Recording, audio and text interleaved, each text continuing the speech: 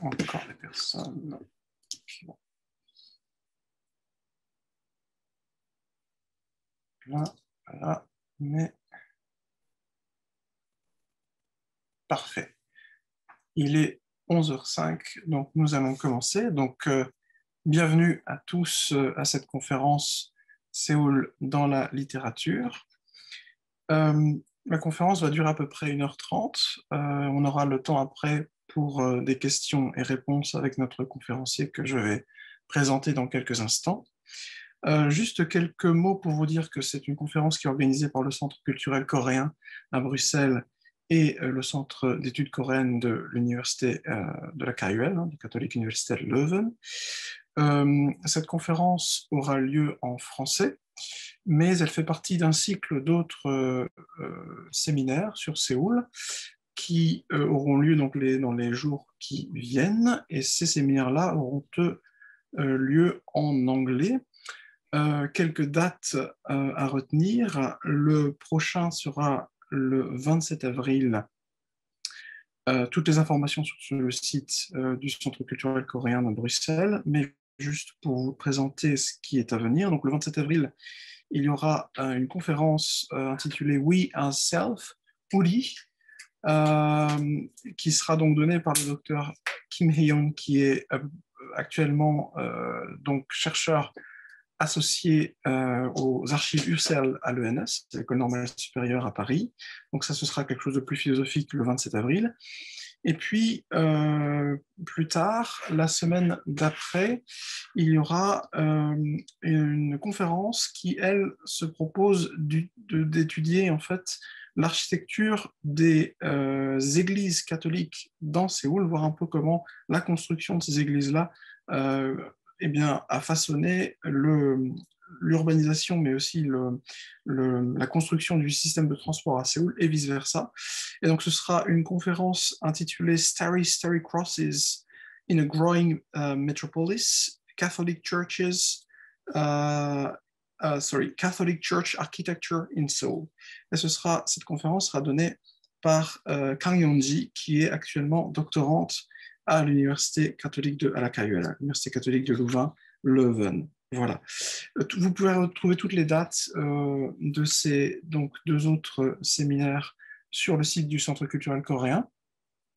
Et juste pour vous rappeler que ces trois conférences, cette série de conférences s'inscrit ou accompagne plutôt une exposition en ce moment qui a lieu au Centre culturel coréen, donc rue de la Régence à Bruxelles, qui a lieu du 8 avril, donc c'est déjà commencé, jusqu'au 21 mai prochain, et qui a pour thème précisément la ville de Séoul.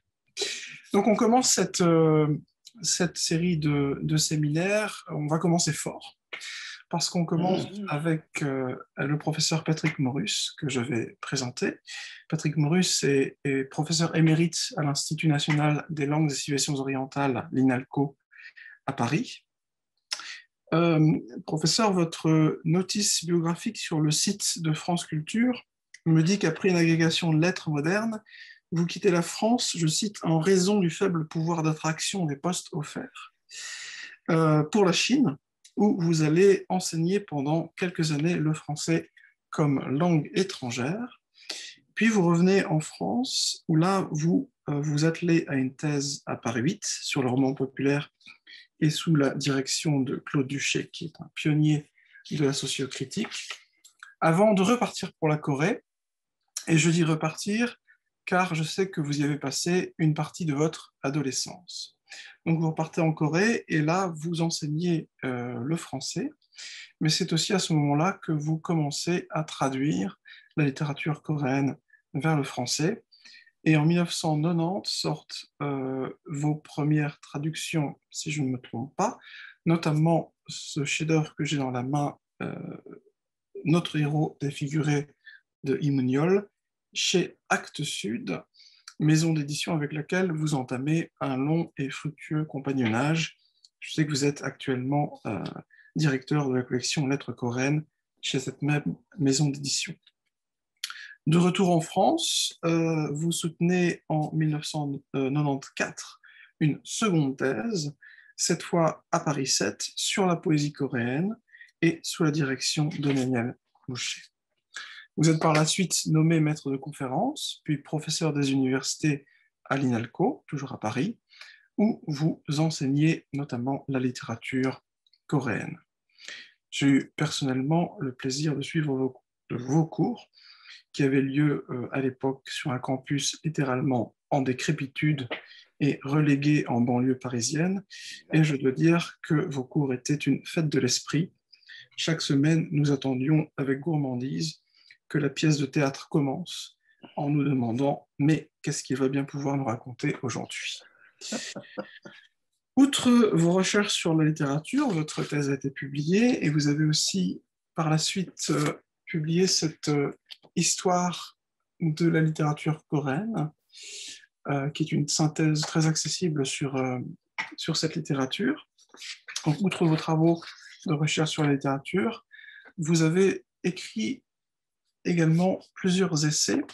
Le premier, si je ne me trompe pas, c'était Les Bouddhas blancs, toujours chez Actes Sud. Et puis, plus récemment, La Corée dans ses fables, que j'ai devant moi, et encore plus récemment, Les Trois Corées. Donc, à chaque fois, ce sont des essais pour essayer de comprendre ce qu'est la Corée, ou ce que sont les Corées aujourd'hui. En parallèle de ces essais, vous avez aussi publié une méthode de langue, introduction à la langue coréenne, Pali Pali, chez l'Asiatech. Et puis, plus récemment, dirigé un gros dictionnaire collectif du coréen vers le français, avec cette particularité de prendre aussi en compte le coréen en Corée du Nord, puisque vous êtes un des rares universitaires à vous rendre fréquemment en Corée du Nord, donc au nord du 38e parallèle, où vous avez même enseigné. Donc, recherche sur la littérature coréenne, recherche, essai sur la Corée, manuel de langue, mais aussi, bien sûr, traduction. Et vous êtes l'auteur d'un nombre incalculable, je dirais, de traductions. Vous avez traduit les plus grands, ce qu'on considère comme les plus grands écrivains coréens, donc de Lee Mun-yeol que j'avais présenté tout à l'heure, mais aussi Cho Se-hee, par exemple. En passant aussi par des auteurs plus anciens dans le XXe siècle comme Chae Man-sik, etc. Donc une production très importante de traduction, notamment chez Actes Sud. Et en plus de ça, vous menez parallèlement une réflexion sur le travail de traduction. Qu'est-ce que c'est que la traduction dans le sillage d'Henri Meschonich. Vous avez notamment récemment publié deux ouvrages sur la traduction. Le premier s'intitule Shakespeare à mal aux dents, c'est un ouvrage collectif. Et plus récemment, en 2019, toujours aux presses de l'INALCO, donc Shakespeare à mal aux dents avait paru aux presses de l'INALCO, et vous avez publié un deuxième ouvrage en collaboration avec Pauline Fournier, donc toujours aux presses de l'INALCO, qui s'intitule Manuel pratique du traduire, lire, écrire, traduire. Donc ça, c'était en 2019. Et nous aurons, je le dis aux personnes qui participent aujourd'hui à cette conférence, nous aurons le plaisir de vous réinviter plus tard dans l'année, en automne ou en hiver, et cette fois-ci en présentiel, j'espère bien, pour aborder plus en détail cet aspect de votre recherche donc sur la traduction. On essaiera d'organiser une conférence sur la littérature coréenne et puis quelque chose d'un peu plus intimiste, disons, une sorte d'atelier sur la traduction, et notamment la traduction de la production littéraire coréenne vers le français. J'ai dû oublier énormément de choses, mais voilà, je propose qu'on passe maintenant à ce qui nous intéresse aujourd'hui, donc votre conférence. On a donc à peu près, je le répète, 1 heure et demie à peu près de conférence, et peut-être un peu moins, un peu plus, et puis après on aura un temps pour discuter avec vous, et puis les gens qui ont donc bien voulu participer aujourd'hui à cet exposé. Professeur, merci beaucoup. Je vous donne maintenant la parole. Bigre, bonjour Adrien, bonjour tout le monde. Merci pour cette présentation. Maintenant, il va falloir que je puisse l'assumer maintenant. Ça va être très, très lourd. Je sais que tu me fais le même coup chaque fois que je viens vous voir en Belgique, ce que j'adore faire. Euh, le, le, je précise tout de suite, comme ça tu me fais changer le début de ma présentation, que je ne suis pas le sujet du tout de cette conférence, je suis le truchement. Et d'ailleurs, c'est ça un traducteur. Je suis ici pour parler de littérature, pour parler de littérature coréenne. On ne va pas faire dans la théorie, on va faire dans le très pratique. Euh, on ne va pas essayer de définir la littérature, c'est ce que les Coréens eux-mêmes considèrent comme étant leur littérature qui m'intéresse, mais je fais ça en prenant une formule pour commencer qui est une vieille plaisanterie entre nous, traducteurs et éditeurs, à savoir que la littérature, c'est ce qu'on a trouvé de mieux qu'un ministère du tourisme.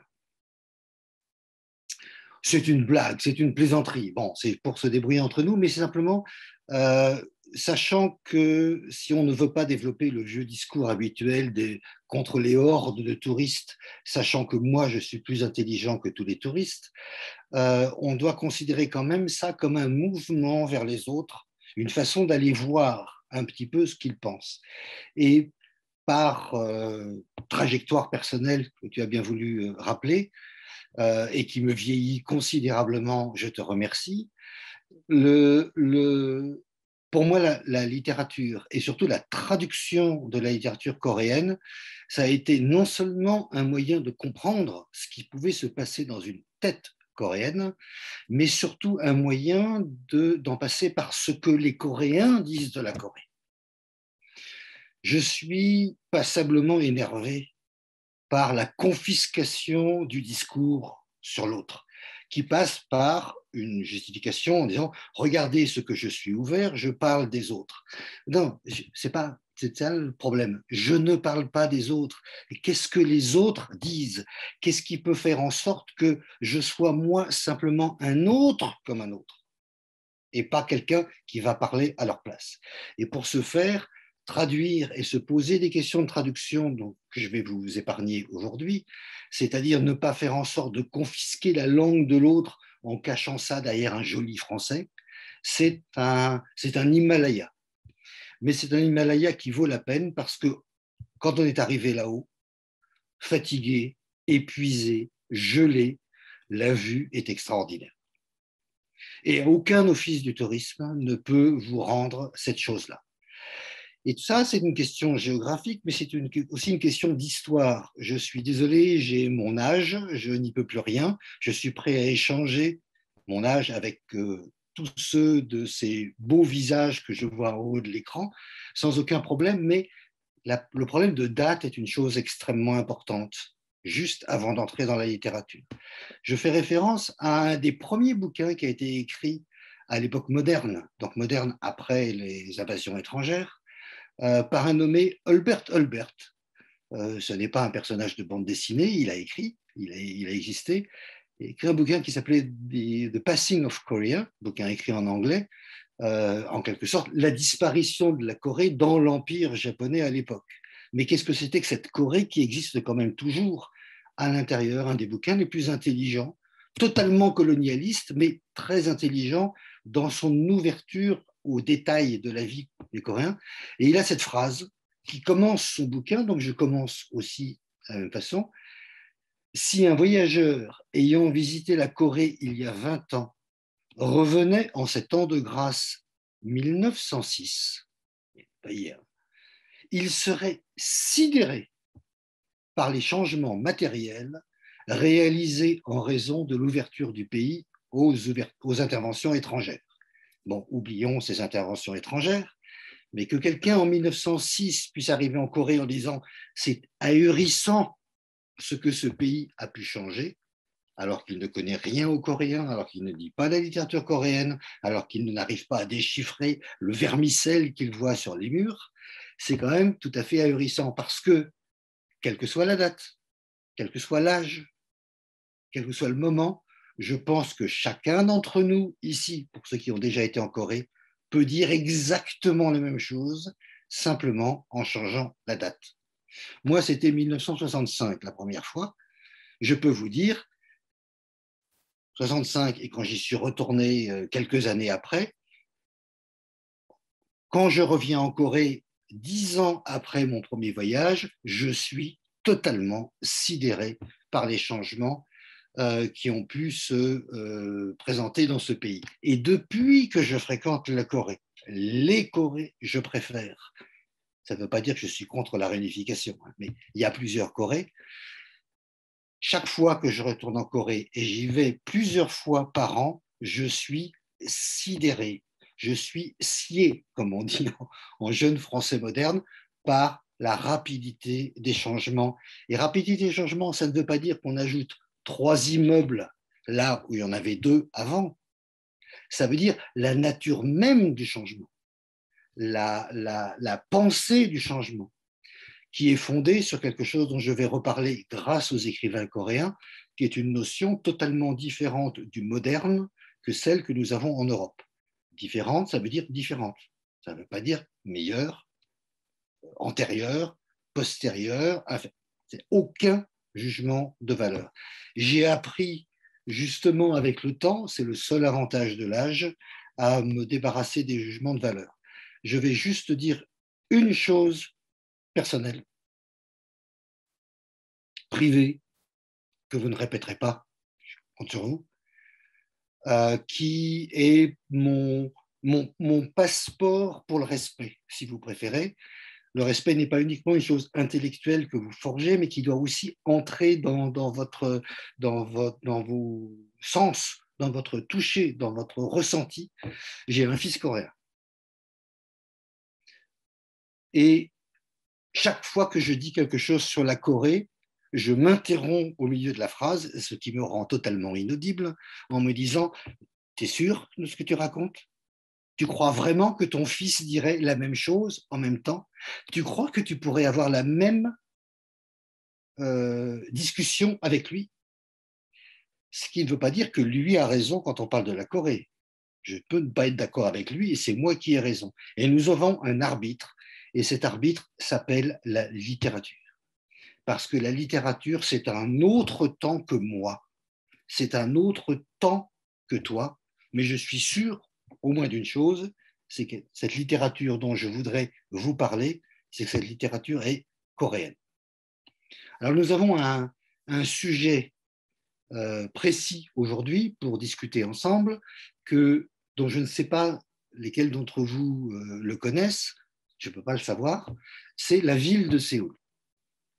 Cette ville dont la particularité est d'être la seule grande ville coréenne à avoir un nom qui ne peut pas s'écrire en chinois. Plus exactement, qu'on écrit en chinois dans les aéroports en Chine, mais qui n'est pas un mot qui a été forgé sur du sino-coréen et qui viendrait peut-être d'un vieux sorabol qui voulait dire la plaine, mais c'est très, très, très, très discuté et je ne vais pas mettre ma tête sous le bio-linguistique pour avoir une opinion là-dessus. En tout cas, ce Séoul, c'est le lieu d'où on doit parler aujourd'hui, maintenant. Je n'y suis pour rien. Ce n'est pas moi qui ai créé Séoul, ce n'est pas moi qui ai décidé de ma date de naissance, ce n'est pas moi qui ai décidé de votre date de naissance. Nous nous rassemblons aujourd'hui pour parler de Séoul à travers la littérature. Et ça peut paraître un petit peu sibyllin, un petit peu d'en rajouter, mais s'il vous plaît, pensez à tous ces éléments pour pouvoir interpréter ce que je vais dire à partir de maintenant. Ce ne sont pas des opinions directes, et encore les opinions elles-mêmes sont autant de truchements pour essayer de comprendre un pays. C'est maintenant ma 56e année d'entrée et de sortie dans ce pays. J'en suis désolé pour des questions d'âge, mais j'en suis ravi pour des questions d'expérience. Mais ce temps qui a passé, c'est pour moi un temps de lecture. La Corée est un des pays du signe, c'est un des pays de l'écriture, c'est un des pays où ce que l'on vous dit prend une autorité parce que c'est écrit. Et parce que c'est enseigné aussi, grande différence, n'est-ce pas Adrien, entre l'enseignement en Corée, au Japon ou en Chine et l'enseignement en Europe de l'Ouest. Nous n'avons pas à nous excuser d'être enseignants, on nous en glorifie. Je suis ravi à chaque fois de retourner soit à Séoul, soit à Pyongyang pour rencontrer des étudiants qui, à la fin du cours, disent merci. Ça fait du bien, ça renforce, ça aide, ça donne envie de retourner, ça donne envie de travailler pour eux. Néanmoins, j'ai aussi ma Corée. Et je ne peux pas vous parler de Séoul et de la littérature sans préciser, pardon pour mon introduction trop longue, qu'il s'agit de mon Séoul et de ma littérature. Pour le meilleur ou pour le pire, merci de m'écouter. Certains d'entre vous sont déjà allés à Séoul. Alors, quand moi j'y suis arrivé la première fois, Gangnam n'existait pas. La partie sud du fleuve de Séoul n'existait pas. Il y avait des villages qu'on allait voir comme si on allait visiter le Disneyland de l'époque. Il n'y avait pas d'habitation liée au centre de Séoul à l'époque. Il y avait 2 ponts. Il y en a eu plus avant, mais la guerre avait détruit. Il y avait 2 ponts sur le fleuve Han.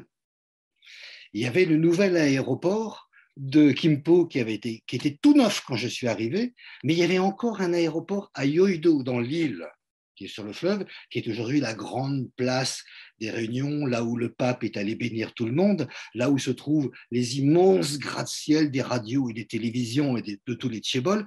Il n'y avait rien, il y avait un aéroport militaire.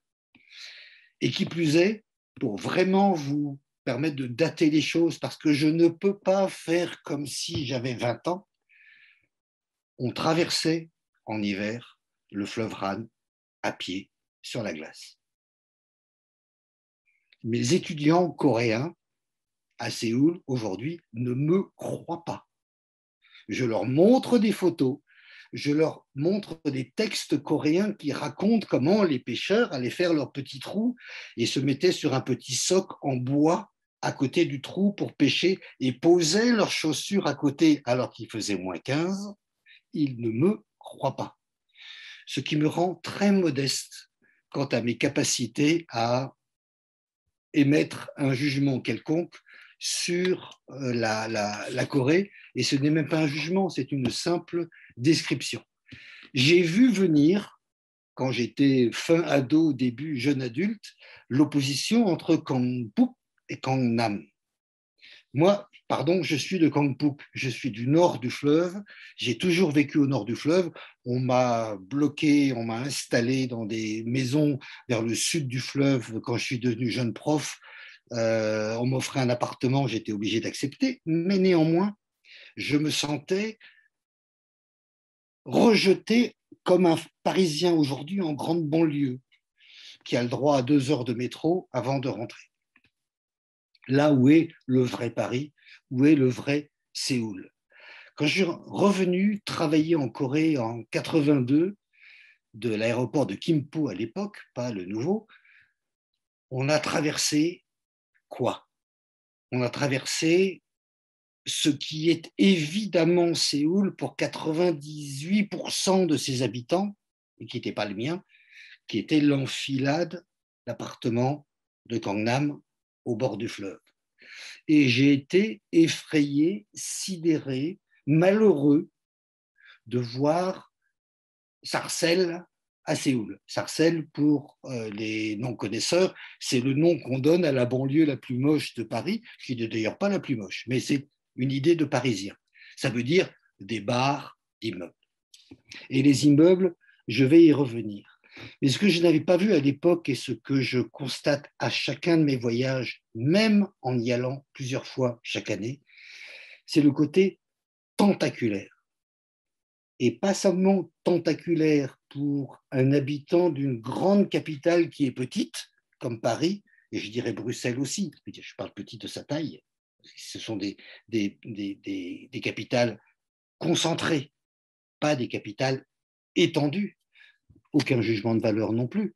C'est surtout la rapidité du mouvement du grand. C'est non seulement énorme, mais ça n'arrête pas de s'étaler jusqu'à manger tout ce qui est autour. D'une certaine façon, cette ville tentaculaire qui est Séoul, ce n'est pas une grande ville. Ce n'est pas une ville énorme, parce qu'une ville énorme, c'est une ville plus grande qu'une grande ville. C'est une ville qui est une ville d'une autre logique. Je résume, parce que la littérature est là-dedans, il y a tout dans Séoul, il y a tout à Séoul, et Séoul est tout. S'il y a parmi vous des gens de Busan ou de Gwangju, je sais qu'ils ont déjà envie de m'égorger. Et je les comprends parce que ce sont deux villes que j'aime beaucoup et je vais souvent. Et je parle de la façon dont ça se constitue comme un ensemble et comme un discours. J'y vais plus loin. Séoul, c'est la Corée du Sud. Séoul, c'est la Corée du Sud parce que la Corée du Sud est dans Séoul, parce que tous les gens qui sont venus vivre à Séoul ont apporté leur province et leur banlieue. Les écrivains que j'ai traduits depuis le début, comme Lee Mun-yeol, qui est du Gyeongsang-do, sud-est, Marseille, coin, on va dire un peu conservateur, et Lee Kyung-jun, sud-ouest, région d'opposition, en tout cas d'opposition à la première, comme un Bordeaux-Marseille, si vous voulez. Tous ces gens-là sont des Séoulites, étaient des Séoulites, ont vécu à Séoul et ont apporté leur province, leur écriture, leur mythologie, leur rythme de parole, leurs obsessions à Séoul. Et Séoul a digéré tout ça, plus ou moins bien, plus ou moins intelligemment, parce que c'est dans la nature de l'évolution des écritures et des mythologies. Mais cette rapidité d'expression, qui est le cœur même de la littérature coréenne, pardon de l'affirmer fortement, il me faudrait 1000 heures pour l'exprimer, je suis désolé, je vais aller un petit peu vite, c'est que tous ceux qui sont venus à Séoul, tous ceux qui sont venus de la province à Séoul, ceux qui sont venus de la Corée du Sud et aussi de la Corée du Nord et de la Corée chinoise avec le temps à Séoul, ont apporté en même temps leurs origines. Autrement dit, pour ceux qui connaissent un petit peu la Corée, tout Séoulite aujourd'hui a deux pays natals. Comme il a deux littératures. Il a son pays natal, celle de son origine, celle de son clan, et il a Séoul qui est devenu un autre pays natal de sa famille à un moment donné. C'est un passé, tout ça, qui ne passe pas forcément très bien. Les architectes savent à quel point Séoul a détruit son passé japonais jusqu'à construire cette mairie telle qu'elle est aujourd'hui, puisque les architectes n'ont pas voulu qu'on l'enlève, la mairie japonaise, avec une espèce de grosse vague moderne qui vient recouvrir comme quoi la Corée moderne a englobé, a avalé son passé colonial et a réussi à le dominer. Mais pour en arriver tout de suite à la littérature, tout de suite si j'ose dire, mais bon, quand on invite un prof à parler, on invite un bavard, c'est-à-dire le seul métier au monde où on paye les gens pour avoir un défaut de bavardage. Je voudrais dire que tout ce que je viens de vous dire sur le Séoul énorme toutes les phrases que je viens de prononcer peuvent se remplacer par la littérature sud-coréenne moderne, et vous finissez mes phrases. Tout ce qui est vrai pour Séoul est vrai pour la littérature moderne, tout ce qui est vrai pour la littérature moderne est vrai pour Séoul. Et les éléments qui sont englobés, pris, qui sont l'histoire moderne de la Corée, et souvent tragique, difficile, pénible, mortifère. J'emploie juste les mots pour que tout le monde comprenne. État, nation, démocratie, dictature, torture, foule, masse. Tous ces mots-là, les Coréens les ont payés au prix fort, beaucoup plus que d'autres, tragiquement. Je ne rentre pas dans les description, mais j'ai été en Corée à une bonne partie de ces moments terrifiants et encore une fois tragiques. Et j'aime bien la version nord-coréenne, ne vous trompez pas sur ce que je vais dire, de ce que la Corée a fait du tragique, elle en a fait de l'héroïque. Et c'est valable pour le Sud. Je ne suis pas en train de vous faire une opposition nord-sud à laquelle je crois très très peu. Vous êtes coréen et c'est très bien comme ça et continuez. Simplement, je veux dire que la façon dont tous les Coréens se sont posés des problèmes peuvent se résumer soit par le mot, d'autres aussi, hein, soit par le mot Séoul, soit par le mot littérature. Alors, prenons un mot qui est commun, c'est le mot urbanisation. Adrien a fait tout à l'heure le petit pivot, montrer les bouquins pendant l'émission de littérature. Je vous en montre juste un qui n'apparaîtra peut-être pas très très bien, mais peu importe, je vais vous le décrire.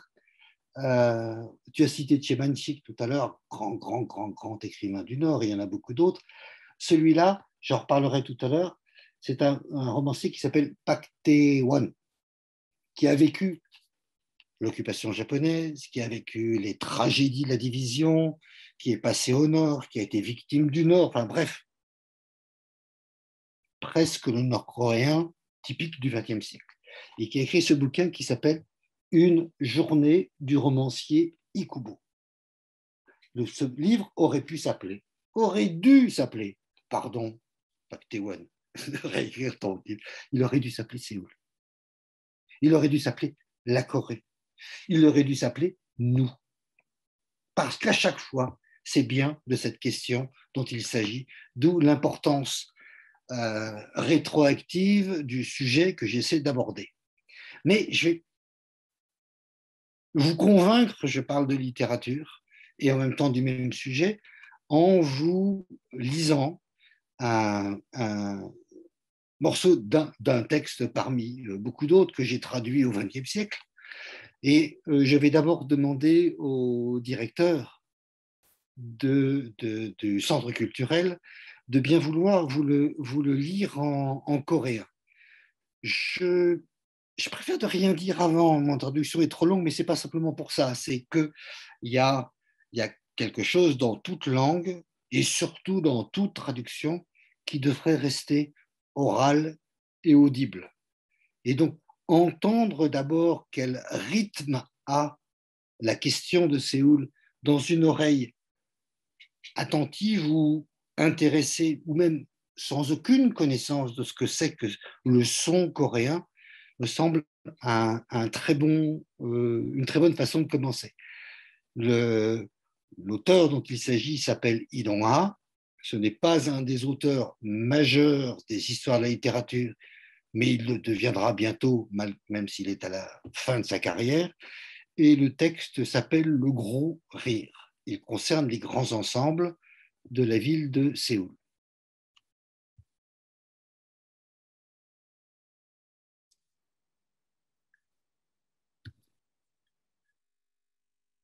Ok. 원장님. Sajonim. Yep. Thank you for Professor Patrick Morris and Adrian Carbone. This is the director of Korean Cultural Center, Kim Jae-hwan. Yeah. As we hear, my voice not that good, but I'll do my best. Let's begin. 이동하, 홍소. 계단을 가운데 두고 1층에서 5층까지 한 줄에 5세대씩 모두 10세대가 하나의 현관을 공유하는 셈이었다. 우리 동의 경우엔 그런 현관이 4개 있으므로 도합 40세대가 한 건물 속에 살고 있다는 계산이 된다. 보다 큰 건물은 10개 이상의 현관을 갖고 있었다. 그 경우엔 100세대 이상이 한 건물 속에 들어있는 계산이 되는데, 다시 말해 웬만한 시골 마을 한두 개를 몽땅 수용하고 있는 꼴인 것이다. 원시인들이 구멍구멍마다 혈거하던 거대한 동굴을 나는 곧잘 연상하곤 했다. 현대식 콘크리트 동굴인 것이다. 또는 초현대식 바라크촌이기도 한 것이다. 출퇴근길에 문득 고개를 쳐들고 밀림같이 무성한 콘크리트의 대군을 돌아보노라면 나는 또 저 기이한 느낌에 허파가 근질근질해짐을 곧잘 의식하곤 했다. 하지만 나의 그런 느낌 따위 아무려면 어떠랴. 또한 눈 비비며 일어나기가 바쁘게 허둥지둥 출근길에 오르고 만신창이가 되어 귀가하면 발 닦고 잠자리에 기어들기 바쁜 대다수 사내들의 경우에는 실상 주거 환경이라는 것조차도 별 볼 일이 없는 것이다.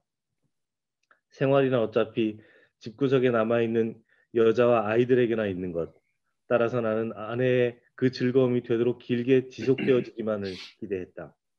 불행히도 나의 그런 기대가 너무나 급속히 허물어져 간 데에 문제가 있는 것이다. 그런대로 아내는 서서히 새로운 생활 환경에 적응해가는 듯했다. 일주일에 한 번씩 물걸레로 계단을 닦고 공휴일 아침에는 화단에 휴지들을 주워내며 매월 1일엔 새마을 청소를 위해 같은 현관 안에 사는 13대, 13대의 주부들과 함께 합동 작업을 벌이곤 했다.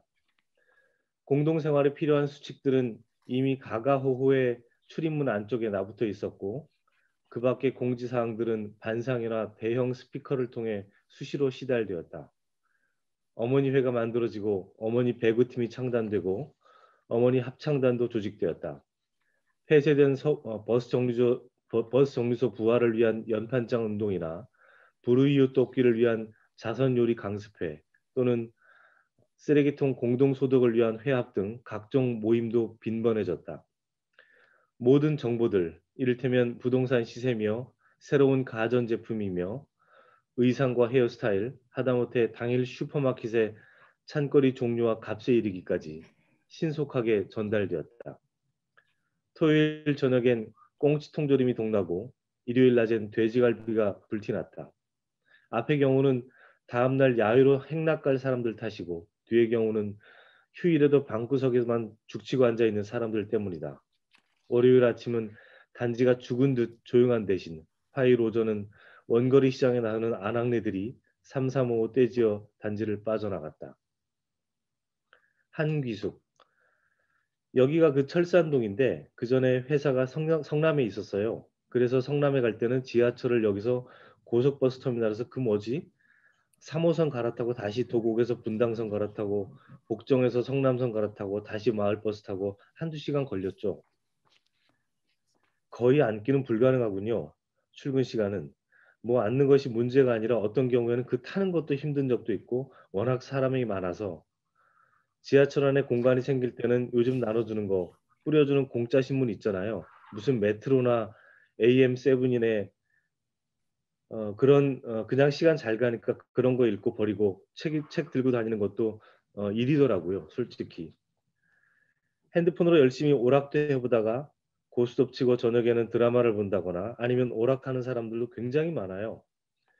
계속해서 문자로 친구하고 대화한다거나 퇴근할 때는 더 많고요.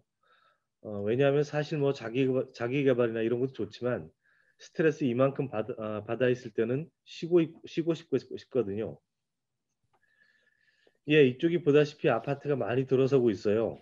오시면서 봤겠지만 좀 큰 아파트들이 많이 공사 중이고 또 지하철역이 근처에 있으니까 그래도 퇴근할 때도 좀 편하고 그리고 나중에 서울에서 집은 좀 투자 가치가 없으면 안 되니까 그런 부분에서도 좀 도움이 되고요. 주로 보면 고층 아파트들이 비싼 만큼 살기 편하게 되어 있는 것 같아요. 여러 가지 면에서. 그리고 각종 편의 시설이 다 모여 있으니까 저희 집 같은 경우도 걸어서 10분 이내에 뭐 커다란 아울렛부터 해서 큰 슈퍼마켓을 갖춘 쇼핑센터에 뭐 각종 병원부터 해서 다 모여 있기 때문에 10분 안에 다 해결이 돼요. 오케이. 좋습니다. The first one, I missed the first page. 이동화 홍소. 사람 위에 사람 살고 그 사람 위에 또 사람 살고 또 사람 위에 또 사람 살고 아파트 단지 안으로 진입하면서 운전수가 중얼댔다. 원 저래 가지고서야 무슨 사람이 사는 집이란 다분히 들으라는 투였다. 나는 슬며시 부화가 났다. 그렇게 중얼대는 저희가 빤했기 때문이었다. 입구에서 하차하지 않고 굳이 단지 안에까지 끌고 들어온 데 대한 불만을 그런 식으로 배설하고 있음이 분명했다. 나는 그의 뒷꼭지에 대고 응수했다. 오라요. 엉덩이가 엉덩이를 깔고 앉고 엉덩이 아래는 또 다른 엉덩이가 깔리고 또 다른 엉덩이를 깔아뭉개는 이래 가지고서야 사람이 사는 집이랄 것도 없지요. 귓불이가 희끗희끗한 것으로 보아 쉬는 좋기 넘어 보이는 그 운전수는 그러나 내 말이 떨어지기 무섭게 냉큼 받아넘겼다. 그러면요. 대가리 위에 대가리가 올라앉고 그 대가리 위에 또 대가리가 올라앉고 또 그 대가리 위에 또 다른 대가리가 올라앉고 묘량진 수산시장 나오는 거는 새벽에 1시에 나와요. 새벽 1시에.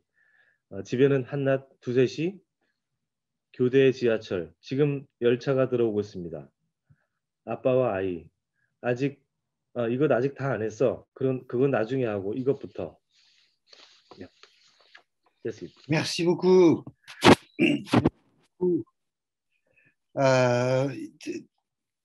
Gardez ça en tête. Le coréen, c'est un autre rythme de vie, un autre rythme de langue. Donc, tout ce qu'on reprend doit être considéré de cette façon-là. Mais nous sommes là au cœur du Séoul moderne qui est symbolisé en littérature et en société par l'appartement. Vous qui vivez à Bruxelles ou à Paris, je veux dire, l'appartement n'est pas une surprise. Sauf qu'en Corée, l'alignement des appartements, c'est-à-dire l'alignement des immeubles, est quelque chose d'extrêmement prégnant. Je vous lis tout de suite le dernier texte que le directeur Kim Jong-un vient de vous lire, et qui va vous mettre tout de suite dans l'ambiance. Texte de Lee Dong-ha. Un homme vit au-dessus d'un homme. Au-dessus de lui vit un autre homme. Au-dessus de celui-là, encore un autre homme. En pénétrant à l'intérieur du grand ensemble d'appartements, le chauffeur de taxi s'était mis à murmurer. Ça, vraiment, appeler ça des habitations pour les hommes, ce n'est pas possible. C'était bien sûr pour que nous l'entendions. La colère est furtivement montée en moi, parce qu'il était facile de comprendre pourquoi il murmurait ainsi. Il était évident qu'il évacuait un sentiment à notre égard. Nous qui, au lieu de descendre à l'entrée du grand ensemble, l'avions obligé à pénétrer jusqu'aux appartements. J'ai répliqué à sa nuque. Vous avez raison, des fesses qui s'assoient sur des fesses. Ces fesses qui s'assoient sur d'autres fesses. On ne peut pas vraiment appeler ça des habitations pour les hommes. Le chauffeur, qui avait largement dépassé la cinquantaine, à en juger par ses tempes blanchies, a riposté sans attendre la fin de ma phrase. Bien sûr, et sur la tête vient s'asseoir une autre tête, et sur cette tête vient s'asseoir une autre tête, et sur sa tête vient encore s'asseoir une autre tête. Et on pourrait continuer longtemps ce débat intérieur entre ceux qui ont accès aux appartements et ceux qui n'ont pas accès aux appartements. Il faut se mettre dans l'esprit de l'époque des années fin 70, début 80, pour lesquels habiter dans des grands ensembles d'appartements était une promotion sociale. Surtout quand on pouvait, grâce à cela, venir vivre en ville. Incidence tout de suite, l'appartement en ville est bien évidemment bien moins spacieux que tout ce qu'on trouvait à la campagne à l'époque, mais cela présentait un énorme avantage pour les femmes, c'est-à-dire de ne pas pouvoir vivre avec la belle famille et avec la belle-mère.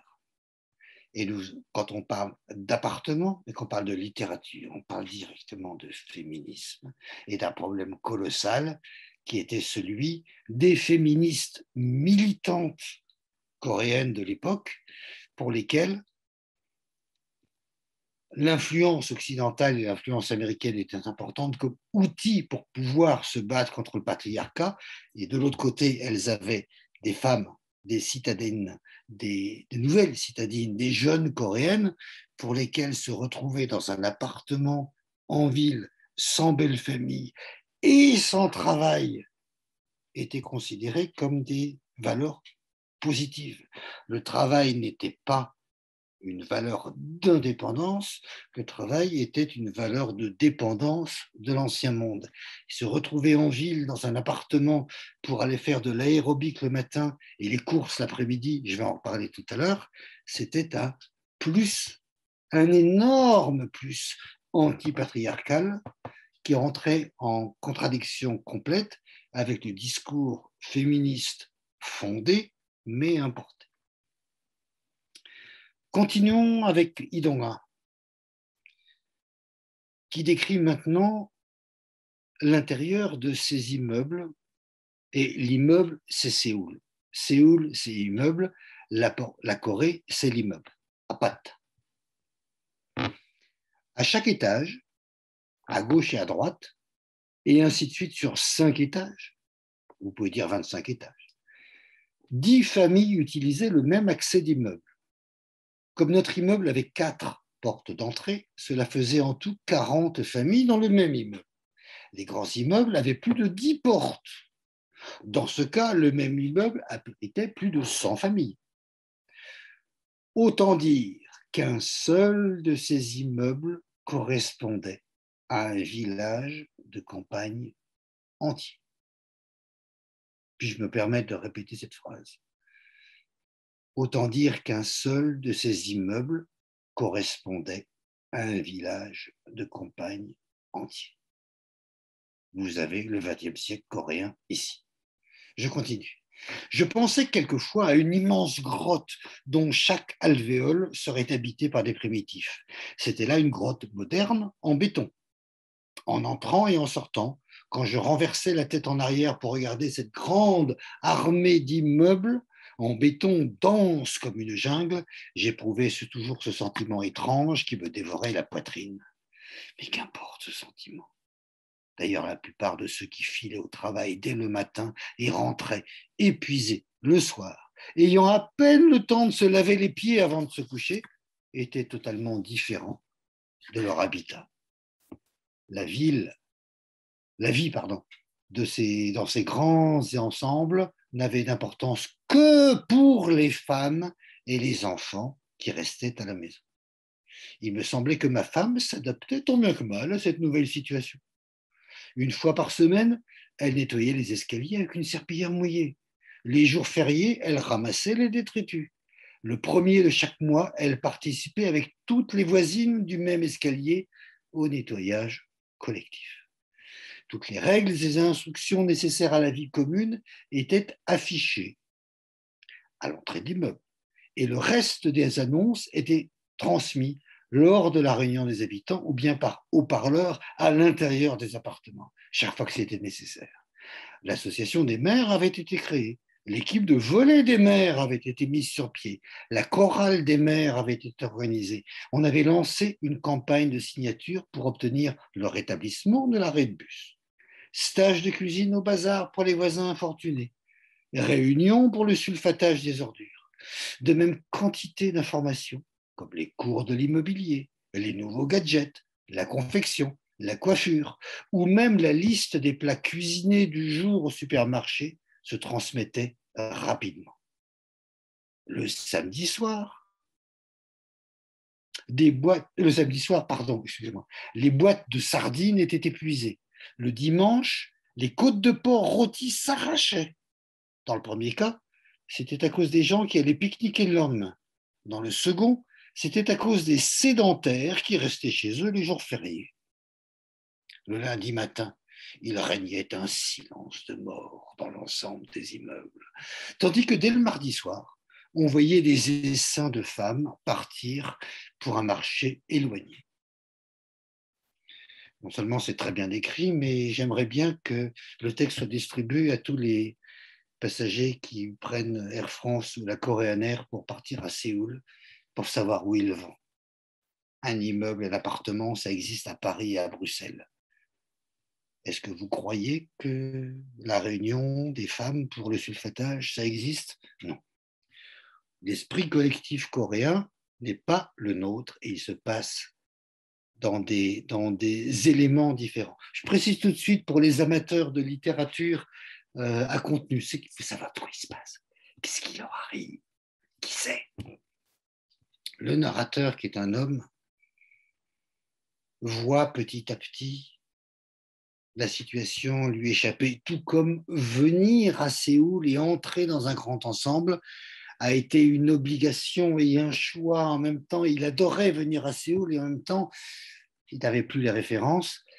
Mais pour sa femme, c'est fabuleux.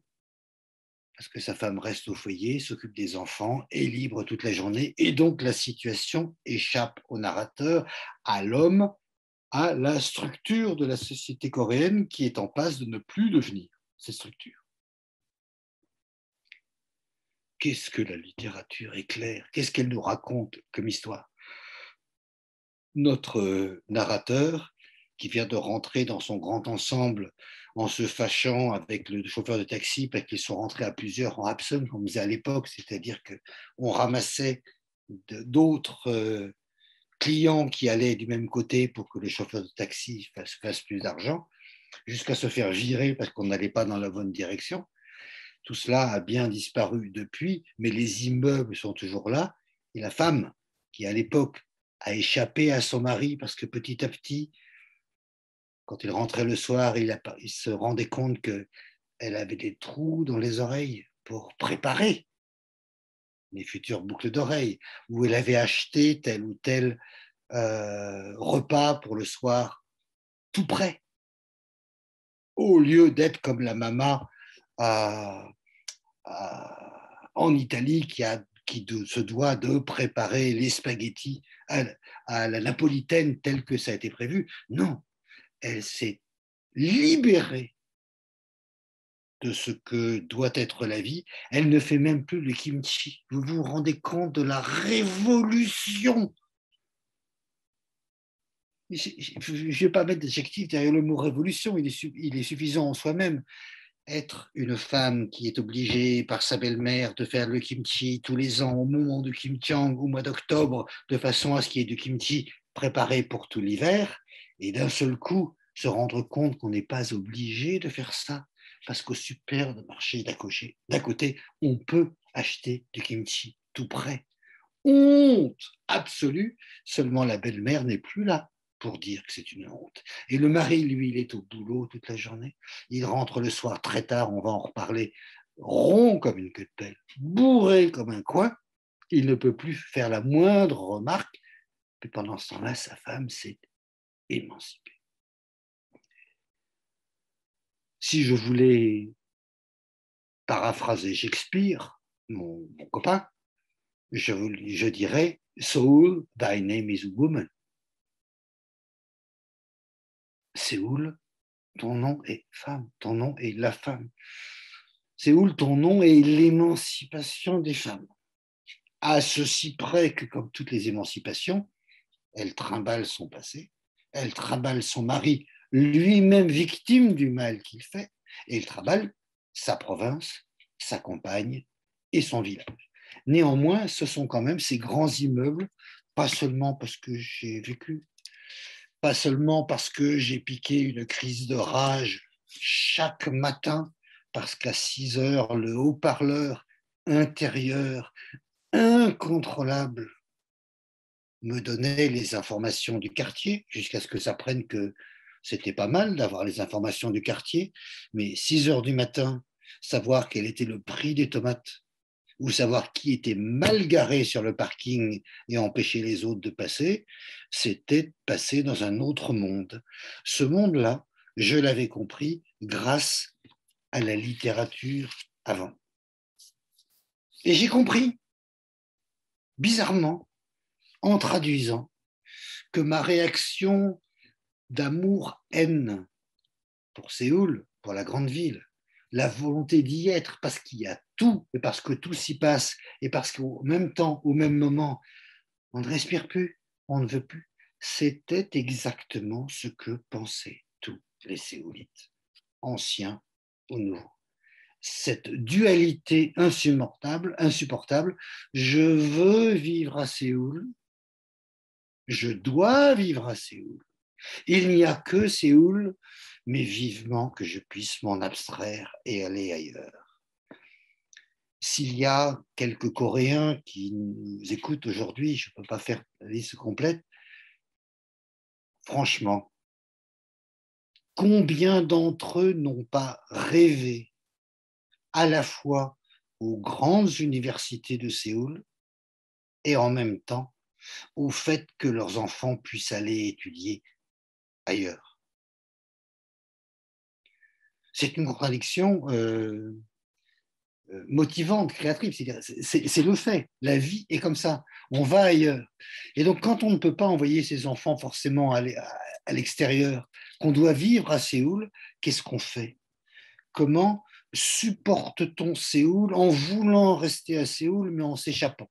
Oh ben, il y a plein d'éléments. Il y a un premier qui m'a toujours fait tordre de rire pas du tout critique, de rire amoureux, de rire collaborateur, parce que j'ai fait comme eux. Le samedi matin à Séoul,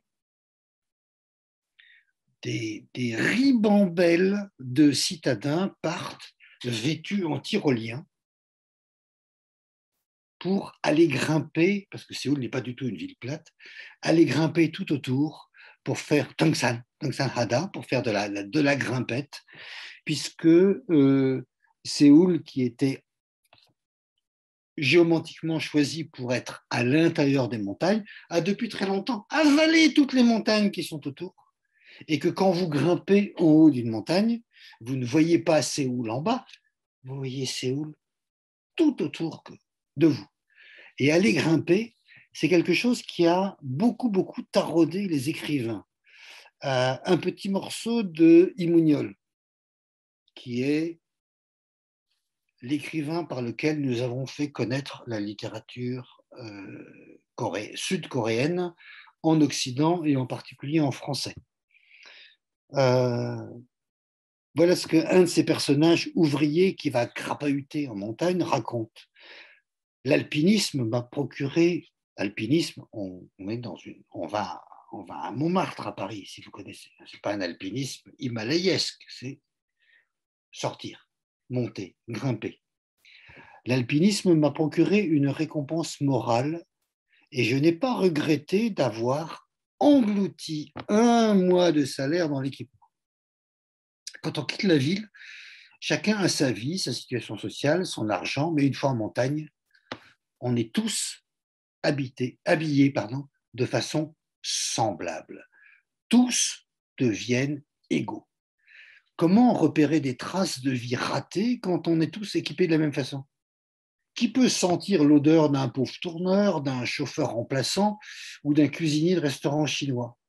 Quelle joie véritable de pouvoir plaisanter avec des gens qui, dans le monde d'en bas, pouvaient être hauts fonctionnaires, savants professeurs, riches patrons. Je dois dire que c'est valable pour l'ensemble de la Corée. Je suis un marcheur invétéré, un malade de la marche. Je grimpe, je monte, je vais voir des Bouddhas partout. Et on rencontre des familles qui pique-niquent. Et là intervient une chose fondamentale qui crée la littérature coréenne, je m'excuse de l'affirmer, qui est la biographie spontanée. Biographie spontanée. C'est-à-dire que tout Coréen, en dehors de son monde, de son village, de sa ville, s'invente une biographie pour la personne à qui il parle. Et vous pouvez très bien deviner que en montagne, devant des Bouddhas, à Namsan là aussi, à Gyeongju, vous rencontrez un nombre considérable de professeurs d'université, 5 à 6 millions, et très très très très peu de tourneurs et de cuisiniers.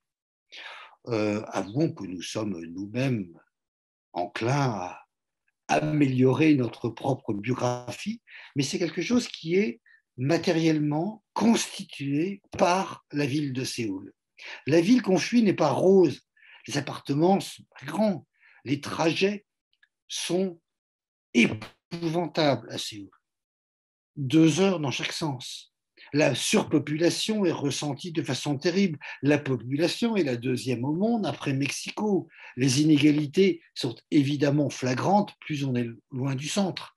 Et sur ce plan-là, il semble que ce soit justement l'écriture féminine, Je reviens encore une fois à ça, je ne suis pas sensible ou uniquement sensible à l'ère du temps, la littérature coréenne me le dit. Park Hwan-seo. Park Hwan-seo qui est décédé il y a très peu de temps, qui est une des très très grandes écrivaines coréennes dans un monde où on n'a pas besoin de se battre et de se revendiquer comme écrivaine femme, puisque depuis toujours, les écrivaines ont utilisé l'alphabet coréen, le Hangul, le Hunmin Jeongeum, alors que les hommes étaient bloqués dans la poésie à la chinoise. Ça fait 5 siècles que les écrivaines ont écrit en coréen, et quand les hommes sont arrivés pour dire « moi, je vais écrire un roman coréen », eh bien, la place était déjà prise, donc ils ont partagé le terrain. Park Hwan-seo nous dit dans un texte qui s'appelle justement « Les gens de Séoul ». Ah, on est dans le sujet. Empruntant des chemins étroits qui serpentaient, Hae-jin fut écœurée par les poubelles déposées devant chaque maison, couvercle ouvert. Chaque poubelle regorgeait de tant de briquettes consumées qu'il arrivait que celles des maisons opposées finissent par se rejoindre et boucher la ruelle. Une poussière grise s'envolait de la brise printanière, qui aurait dû être fraîche et douce comme à la campagne, mais de chaque chemin émanait un gaz toxique qui piquait la gorge.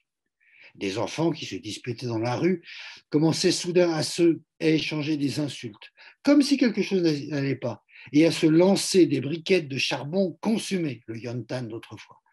Après un instant, le jeu leur plaisant tellement, un fou rire s'est mis à remplacer les injures, horripilés par ces enfants qui jetaient des briquettes comme si c'était des boules de neige. Et Jin rebroussa chemin pour emprunter une autre ruelle. Mais toutes les ruelles finissaient par communiquer comme n'importe quel quartier triste.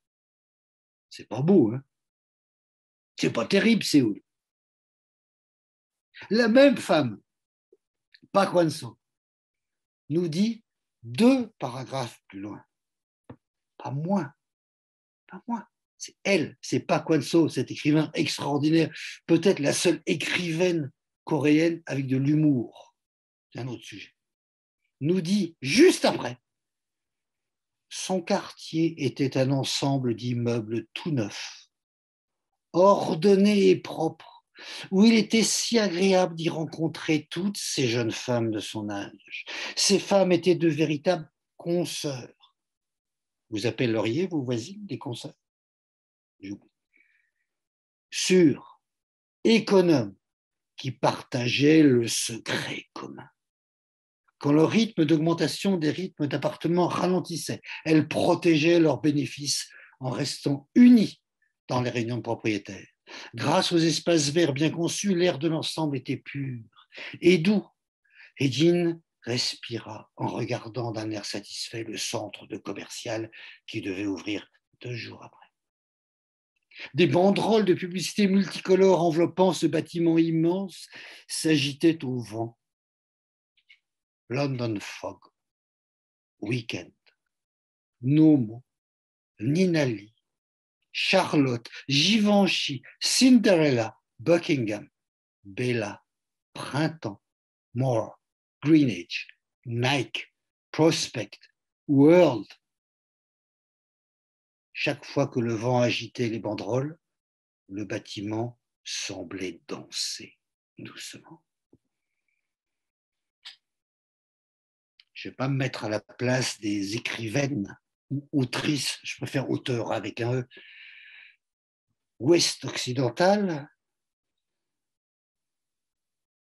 Peu nombreuses sans doute seraient celles qui pourraient faire un poème, des banderoles publicitaires, des marques qui sont très vite ailleurs considérées comme un véritable enfer par les citadins occidentaux. Nous sommes ici dans le moderne. Je prends 1 seconde pour signaler que le mot moderne, c'est un autre monde qui n'a rien à voir avec le nôtre. Et bien, postmoderne est un autre. Je fais très simple. Notre moderne à nous, c'est toujours 2 choses. C'est bien ou c'est pas bien. Le moderne, c'est le nouveau, le plus, le supplémentaire, la capacité, le décuplement, le surhomme. Mais c'est aussi la destruction du passé, des valeurs, de la famille, de ce qu'on avait. C'est toujours les deux ensemble. En Corée, non. Les deux existent, mais ils ne sont pas, le plus et le moins, mais ils ne sont pas du tout confrontés. Le moderne, c'est bien.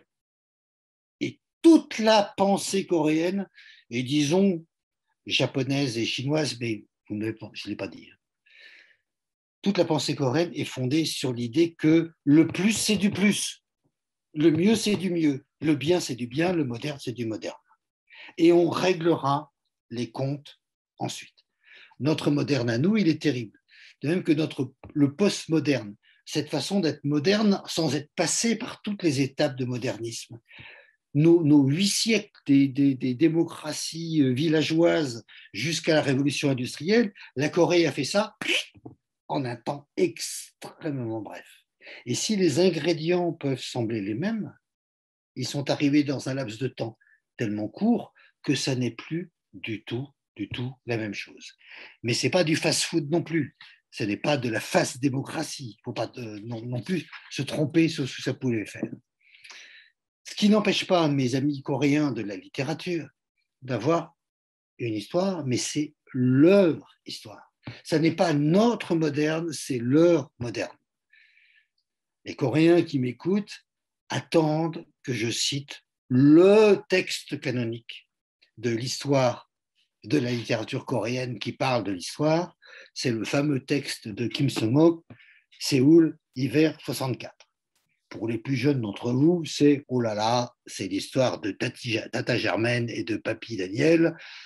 Non, c'est la construction de l'histoire de la Corée du Sud, parce que Séoul, hiver 64, cela signifie les textes écrits par la première génération d'écrivains qui écrit en coréen après et en alphabet coréen après avoir été à l'école coréenne où ils ont appris le coréen de la part de profs coréens. Ça a l'air de rien, ça a l'air d'un débile nationaliste que je raconte. Ce n'est pas du tout le cas. C'est que vous vous décalez d'une génération pour savoir qui enseigne et vous avez des enseignants formés par les Japonais. Donc vous n'avez pas cette unité de pensée coréenne, même si le nationalisme coréen peut être, on va dire, mis en question. Il faut au moins un moment où la Corée est le sujet de sa propre histoire. Et il faut attendre ces années de ce qu'on a d'ailleurs appelé la génération Hangul. Les écrivains des années 60, génération Hangul, ça veut dire génération coréenne, ça veut dire être coréen en coréen. C'est une évidence pour un Français. Déjà en Belgique, c'est plus compliqué, et tant mieux parce que ça rend plus intelligent. Mais pour un Français, c'est une telle évidence qu'il ne le pense plus du tout. Être français n'est pas un problème et ça devrait être une question. Et on est loin du cas. Pour un Coréen, c'est une évidence, c'est un sac de nœuds, c'est un problème permanent. Et Kim Seung-ok nous dit, il prend sa petite loupe et il dit, c'est quoi l'unité minimale? C'est-à-dire, un Coréen, c'est où? Et il nous dit, quiconque a passé l'hiver 64 à Séoul connaît les restaurants à roulettes, les pojangmatcha pour ceux qui connaissent, qui apparaissent dans les rues la nuit, dans l'une des charrettes qui vendait brochettes de pâté de poisson et moineaux rôtis, 3 sortes d'alcool, où l'on entrait en soulevant la bâche qui flottait dans le vent froid, balayant déjà les rues glacées, et où une fois à l'intérieur, la longue flamme d'une lampe à carbure tremblait dans le vent, et où un homme d'âge mûr, vêtu d'un blouson d'uniforme teint, versait de l'alcool et faisait griller des choses à grignoter. Cette nuit-là, nous 3, nous sommes rencontrés par hasard. Je veux dire moi, un étudiant en maîtrise avec des grosses lunettes, nommé Anne, et un homme de 35 ans, dont on ne pouvait deviner l'identité, mais incontestablement pauvre, et qui n'avait pas particulièrement envie d'en savoir plus. Je ne suis pas sûr que tout le monde s'en reconnaîtra là-dedans. Tous ceux qui ont un tout petit peu d'âge savent très bien que c'est là où Séoul se rencontre. C'est là où un type comme moi se précipite en sortant de l'aéroport, à Cheongno Samga par exemple, pour boire et manger. Manger, c'est une excuse pour boire dans la rue et rencontrer des gens qu'on ne connaît pas. C'est le lieu où il y a un outil et un résultat.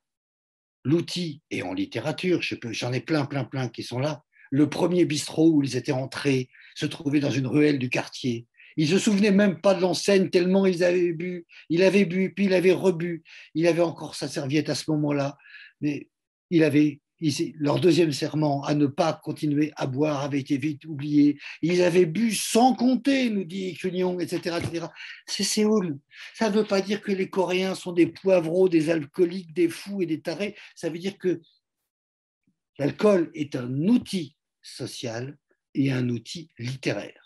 Et que cet outil social et littéraire a créé ces lieux sociaux et ces lieux littéraires. Ce lieu est un lieu social et c'est aussi un outil qui vient juste d'être remplacé dans le cinéma par un autre, j'en peux en parler tout à l'heure, qui est le portable.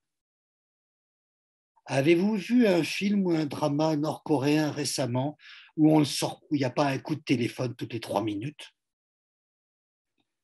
Ce n'est pas à la gloire des scénaristes.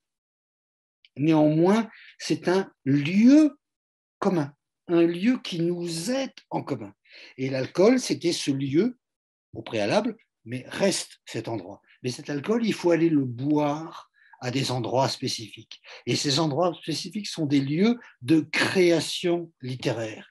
La société coréenne préalable, patriarcale, était tellement structurée comme la grammaire coréenne le prouve, où on ne peut pas parler comme on veut de quelqu'un, même s'il n'est pas là.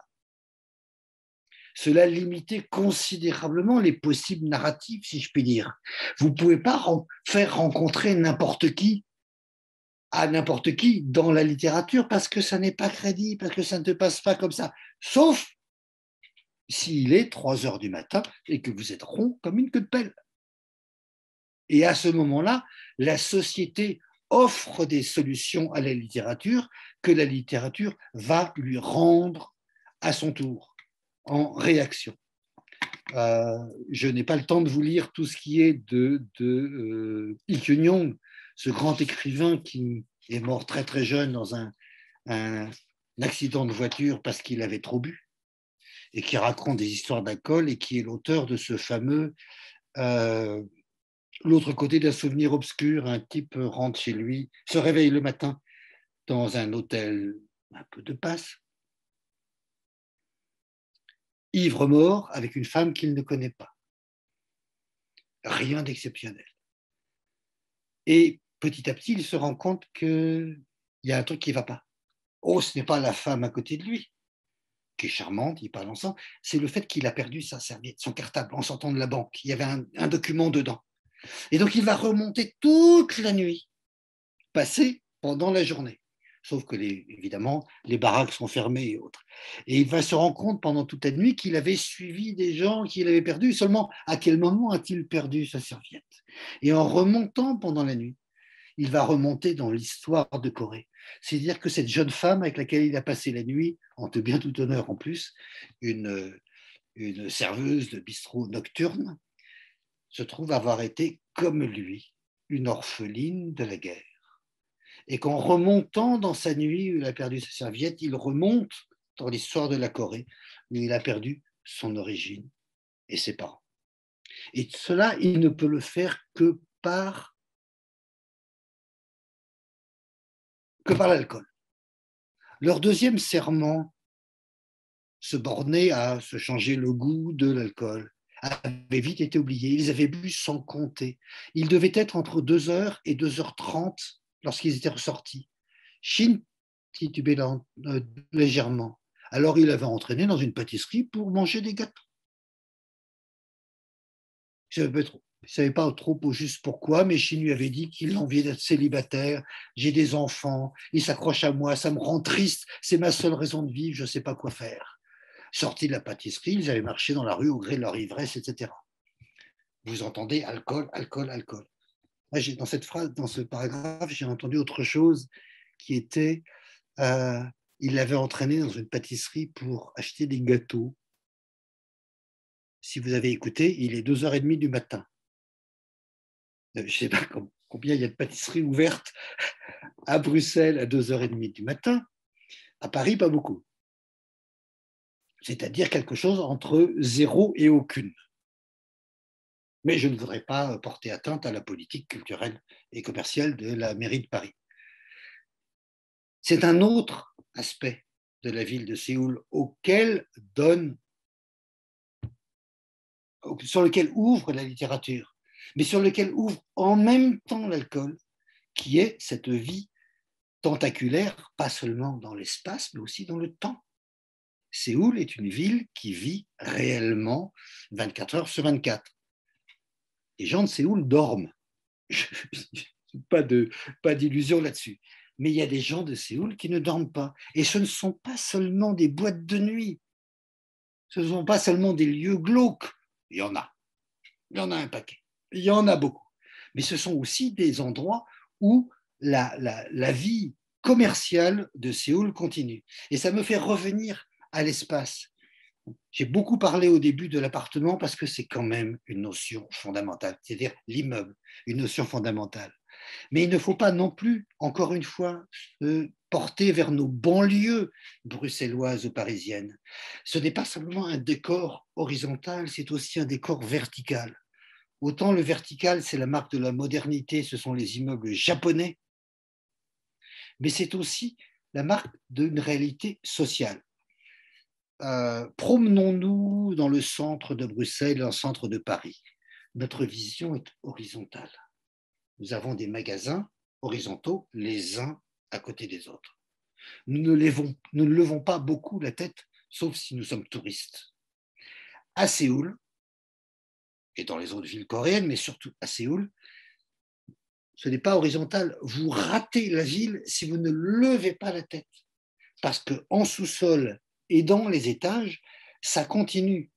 Regardez un coin de bâtiment à Séoul et vous aurez au 2e étage des bistrots, au 3e étage une banque, au 4e étage des PC banks pour jouer aux jeux vidéo, au 5e étage un karaoké et ça continue. Posséder le magasin en rez-de-chaussée, c'est toujours un plus, mais ça n'est pas du tout une obligation, c'est pas du tout unique. La vie à Séoul est une vie tentaculaire, mais ni vous ni moi n'avons beaucoup de pieuvres dans nos familles, je ne vous connais pas tous, mais il faut envoyer les tentacules partout. C'est dans l'espace de l'immeuble, c'est dans la verticalité de l'immeuble et c'est dans la verticalité du temps que les choses se passent.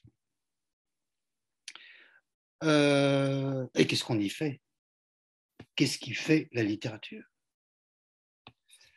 Je n'ai pas le temps aujourd'hui et il faut me laisser encore, si vous avez un petit peu de temps, vous me laissez 4-5 ans de recherche, mais je finirai ma phrase.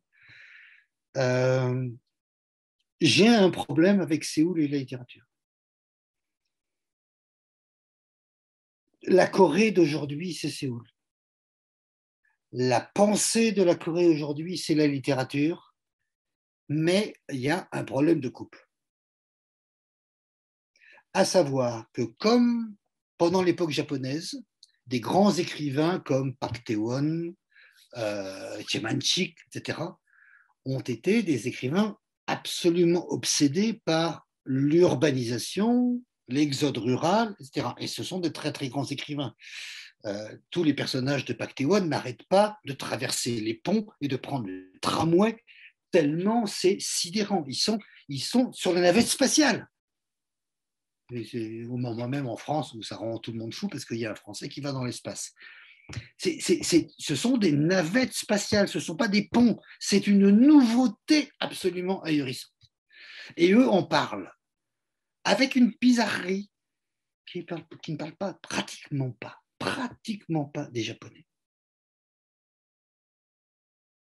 Ça me pose beaucoup de problèmes. Je vous refile le problème. Aidez-moi, s'il vous plaît. Collaborer.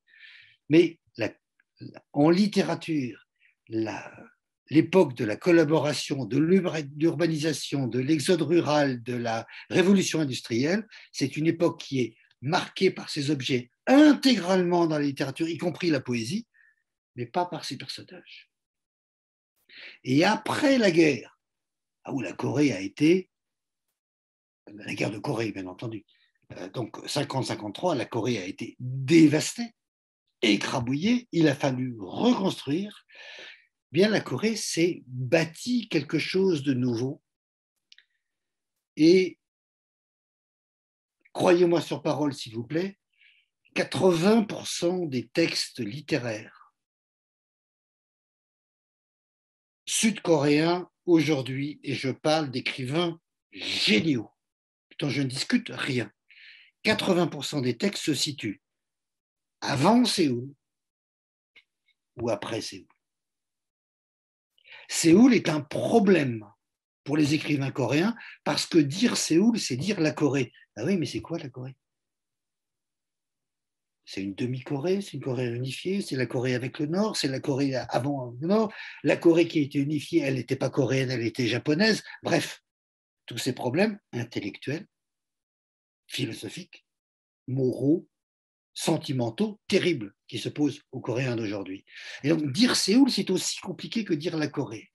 Or, dire la Corée d'avant, c'est-à-dire l'exode rural ou des personnages particuliers ou des héros défigurés, comme Adrien l'a montré tout à l'heure, ce sont des tas d'histoires qui peuvent se passer en gros n'importe où, qui sont provoquées par Séoul, mais qui ne se passent pas à Séoul.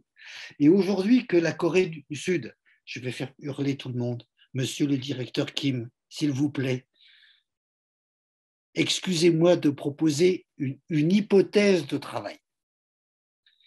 Aujourd'hui, la Corée n'est plus divisée. Il y a 2 Corées, même 3, mais la Corée du Sud n'est pas la moitié de la Corée. La Corée du Nord n'est pas la moitié de la Corée, je parle de littérature. La Corée du Sud est autonome, entière, complète. Vous n'avez pas une demi-littérature, vous n'avez pas une demi-cuisine, vous n'avez pas un demi-internet. Vous êtes un pays autonome, entier et un des plus puissants du monde, justement, dans toutes ces choses. Mais vous n'avez pas un morceau qui vous manque parce que c'est au nord, et inversement au nord. Et donc, cette chose-là a donné naissance à des choses absolument extraordinaires en littérature, la littérature, si vous voulez, ce que vous voyez dans le métro tous les matins, à savoir qu'en 10 ans, 90% des Sud-Coréens, des Séoulites qui lisaient le journal quotidien dans le métro, disparus, ils sont maintenant sur leur téléphone pour lire le journal ou pour regarder des BD ou pour écouter de la K-pop, etc. C'est un changement extraordinaire.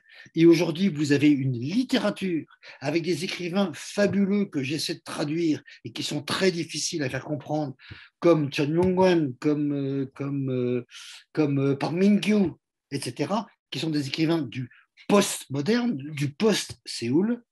Eux parlent d'un Séoul tellement mélangé, tellement américanisé, mondialisé, internetualisé, on ne doit pas dire comme ça, que vous n'avez pas l'impression d'être dans la rue de Séoul. Le roman de la rue de Séoul a été écrit en 1935 par Park Tae-won, et depuis, on n'a jamais rajouté des choses. Pourquoi? Parce qu'on a 2 solutions. Ou bien on sait ce que c'est que Séoul, c'est-à-dire la Corée d'aujourd'hui. Et ça, on ne le sait pas trop. C'est toujours un grave problème. C'est un problème structurel, fondamental et philosophique. Ou bien on utilise ce qu'est le Séoul quotidien. C'est-à-dire, je suis désolé de ces formules trop rapides, excusez-moi, mais c'est celui que j'ai vécu physiquement et que je vis avec mon fils. Séoul, c'est tellement grand, c'est tellement tentaculaire qu'il n'y a pas de Séoul de qui que ce soit. Chacun a un Séoul personnel, mon Séoul, qui est le Séoul de mon village, le Séoul de mes villages, le Séoul qui est Maul. Personne ne connaît Séoul. Plus personne ne peut connaître Séoul de 25 millions d'habitants. Plus personne ne traverse Séoul. Chacun passe d'un village à un autre village, qui est celui de ses vies quotidiennes. Bon, il y a des villages standards où tout le monde va une fois ou une autre. On va à Terenggno, on va à Chincheon, bon, il y a des endroits où tout le monde va, mais pour le reste du temps, on va du village de sa maison au village de son travail, au village des sorties avec les copains. C'est l'autre structure de la Corée qui est l'intérieur et l'extérieur. Chacun connaît, qui n'est pas du tout l'intérieur chez moi et l'extérieur dehors, mais ce que je connais et ce que je ne connais pas. Ce qui permet à quantité de Coréennes de sortir faire leurs courses avec des savates, des slippers, alors que quand elles vont en ville, elles se maquillent, elles se pomponnent de façon extraordinaire. Cet ensemble fait qu'il y a une différence qui sera irréductible entre le marcheur à Paris et le marcheur à Bruxelles. Et le marcheur à Séoul, il n'existe pas. Celui qui marche à Séoul, c'est que Paris, Bruxelles, Londres, même Berlin, vous pouvez l'avoir dans les jambes. Donc, vous pouvez l'avoir dans le discours. Vous pouvez raconter Paris. Séoul, c'est impossible à se mettre dans les jambes. C'est tellement tentaculaire que ça veut dire ce matin, j'ai traversé le pays. Traverser Paris à pied ou en vélo, c'est parfaitement possible. Je le fais tout le temps, j'arrête pas. Mais je ne peux pas vous dire que j'ai traversé la France à vélo, sauf à passer pour un fou, pour un menteur, ou pour quelqu'un qui avait 6 mois libre. Mais traverser Séoul, ce n'est pas pensable, ce n'est pas possible. C'est le grand problème qu'a la littérature coréenne, problème au sens productif, créatif, qu'a la Corée avec sa littérature et avec y compris aussi son cinéma, qui a plus de chance parce que le cinéma peut montrer des quartiers, c'est que la littérature coréenne est capable d'utiliser son génie. Et c'est quoi le génie de la littérature coréenne? C'est les textes courts, c'est-à-dire le tanpyeon et le chungpyeon, la nouvelle et la novella. Je vais fâcher beaucoup de monde, mais les romans coréens, les plus de 250 pages, c'est comme le thé. On ne met pas beaucoup d'herbe et on met beaucoup d'eau. On délaye. Ce n'est pas le système coréen. Peut-être parce qu'il faut être à l'aise avec son pays pour pouvoir en parler et que la Corée n'a toujours pas réglé ce problème-là par sa faute, par la faute des voisins, par la faute des grandes puissances. On ne demande pas à un écrivain de régler les problèmes du monde. On demande à un écrivain de nous dire, de nous offrir une loupe, une façon de voir comment les choses peuvent se passer un tout petit peu à travers le monde et à travers son propre pays. Et dans le monde que nous avons, la Corée distingue différents domaines, exactement comme elle les distingue dans la vie quotidienne, et vous aurez beaucoup plus de textes sur l'alcool ou beaucoup plus de textes sur le consumérisme que de textes sur Séoul. Séoul, c'est le prochain sujet de la science-fiction coréenne. De la même façon que la Corée, c'est le sujet d'avenir de la politique coréenne. Bon, j'ai été beaucoup trop bavard, j'ai dit 1/100 de ce que je voulais vous raconter, mais bon, si vous voulez bien traduire tout ce que je vous ai dit en phrases avec du conditionnel, il n'est pas impossible que... J'ai été très affirmatif pour des raisons de temps, et on m'a donné beaucoup de temps déjà.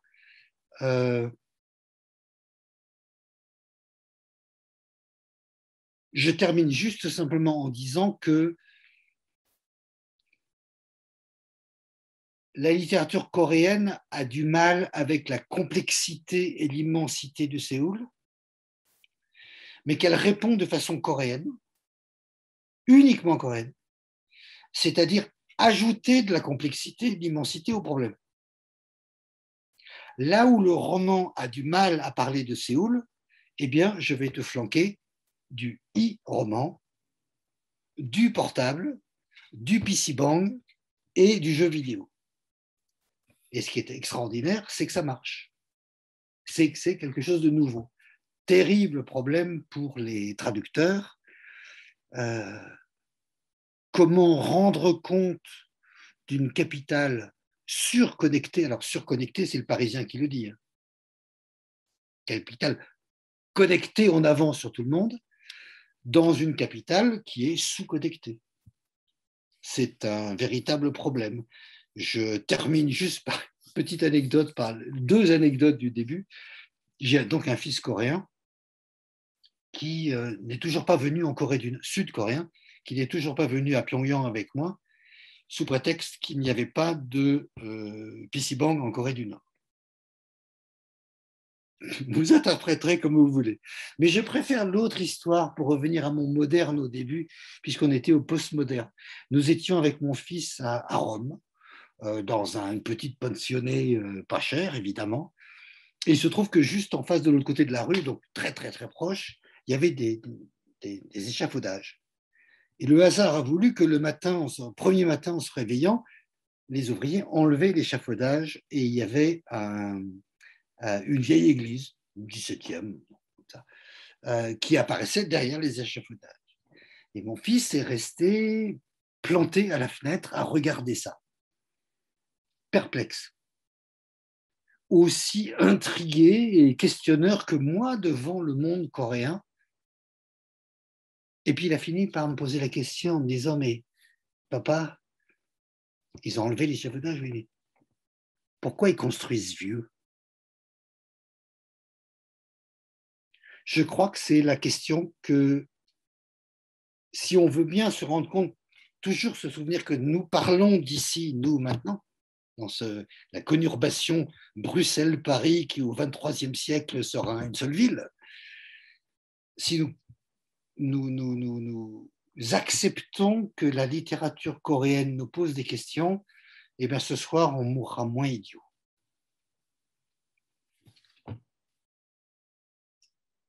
Un très très grand merci, professeur Maurice, pour cette, comment dirais-je, revigorante histoire de Séoul via la littérature. C'est un peu bizarre parce que on est habitué à vous applaudir et là il n'y a pas vraiment d'applaudissements, mais il y a autant d'applaudissements digitales à mon avis. Un grand merci en tout cas, c'était passionnant. Je pense qu'on a, voilà, ce qui est le côté positif d'Internet, c'est qu'on voit effectivement des commentaires apparaître que vous pouvez voir aussi. Un grand merci. On a le temps encore, quelques minutes pour prendre quelques questions du public, comme c'était prévu. Donc, sans autre transition, je vais prendre quelques questions. N'hésitez pas à lever la main et puis on vous donnera la parole. Est-ce qu'il y a déjà des questions parmi le public? Voilà.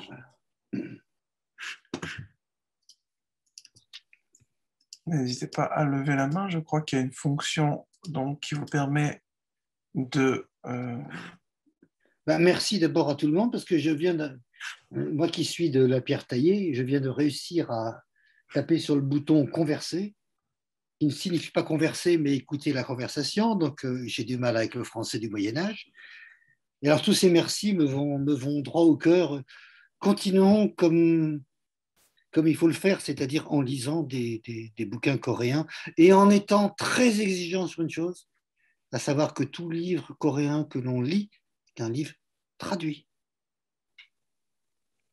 Ce n'est pas la Corée qui parle, il y a eu un truchement, et ce truchement doit être honnête, compétent et tout, mais ça, c'est la difficulté. Je crois que j'ai employé le mot Himalaya tout à l'heure. L'Himalaya, c'est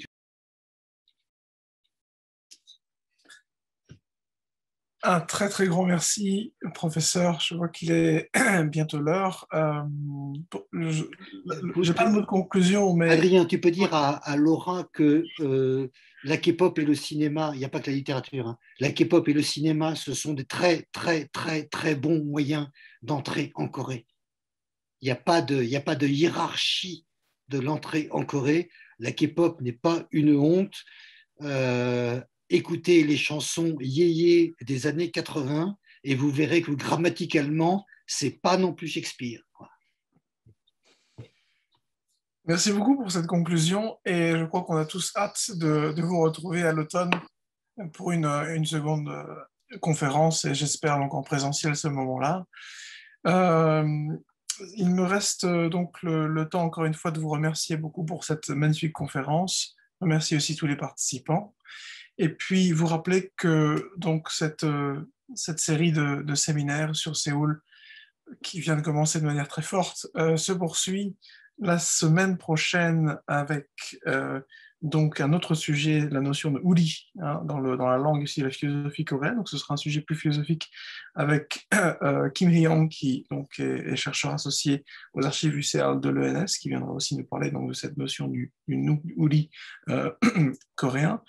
Euh, et puis aussi vous rappeler que donc l'exposition Séoul en ce moment au Centre culturel coréen à Bruxelles, rue de la Régence, est toujours donc accessible jusqu'au 21 mai 2021. Merci à tous. Encore une fois, professeur, un très très grand merci. Et nous nous réjouissons tous de vous revoir donc à Bruxelles et à Louvain à l'automne, disons. Avec une anguille au vert. Voilà. Merci beaucoup à tous et je vous souhaite à tous donc une bonne journée et un très bon week-end.